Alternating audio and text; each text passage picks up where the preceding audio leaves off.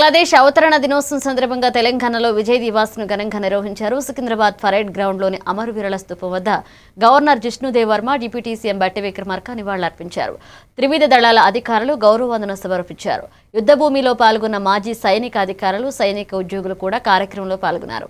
అమరవీరుల త్యాగాలను స్మరించుకుంటూ ఘన నివాళులర్పించారు. ఇక దేశ స్వాతంత్ర్యం, బంగ్లాదేశ్ అవతరణకు చేసిన త్యాగాలు చిరస్మరణీయమని పేర్కొన్నారు. ఇక విజయ్ దివాస్ కార్యక్రమాలు రాష్ట్ర వ్యాప్తంగా ఉత్సాహంగా కొనసాగాయి.